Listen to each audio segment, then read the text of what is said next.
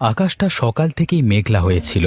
সারা দিন ধরে নাসিরের বাড়ির দুধেলা গাই গরুটা এক অজানা রোগে অনেক ভোগবার পর সন্ধ্যা হতেই মারা গেল। নাসির কিছুতেই সেই কষ্ট সহ্য করতে পারছিল না। তার উপর তার গিন্নি নাসরিনের এই গরুর উপর অনেক মায়া ছিল।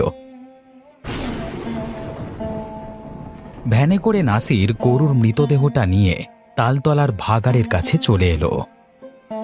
ওরে ধবলি, তুই যে এভাবে হঠাৎ করে আমাদের ছেড়ে চলে যাবি স্বপ্নেও কল্পনা করতে পারিনি। কি থেকে যে কি হয়ে গেল। ওপরওয়ালা ওকে রেখে গেলাম আমি এখানে, তুমি দেখো। ভাগাড়ের পাশে গরুর মৃতদেহটা ফেলে রেখে নাসির চলে আসতে যাবে এমন সময় তালগাছটা ভীষণ নড়ে উঠল। তারপর সেই তালগাছ থেকে নামতে শুরু করলো একটা কালো অবয়ব।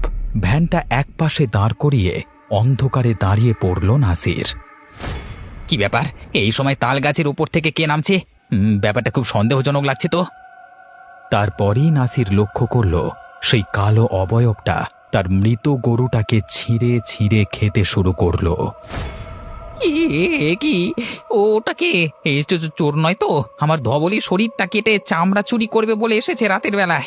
এই এই কিন্তু চলে যাও বলে দিলাম, না হলে কিন্তু শেষ করে ফেলবো আমি। তখনই গরুটাকে ছেড়ে দিয়ে সেই অবয়বের লাল চোখ নাসিরের দিকে পড়ল। এরপর ভয়ে নাসিরের সারা শরীর কেঁপে গেল। ওরে বাবা রে, কি রে বাবা! না না, আমার এখানে দাঁড়িয়ে থাকলে চলবে না, আমাকে এখান থেকে চলে যেতে হবে, এখান থেকে পালাই। উড়ে বাবা! আয়, আমার এখানে আয়। তোর গলা কামড়ে তোর তাজা রক্ত খাবো। কতদিন পশুর মরা খেয়ে আর থাকবো? আয়। বাঁচাও! কে কোথায় আছো? বাঁচাও, মেরে ফেললো আমাকে। ভ্যান ফেলে রেখে দৌড়াতে দৌড়াতে এসে নাসির ঘরের মধ্যে প্রবেশ করল।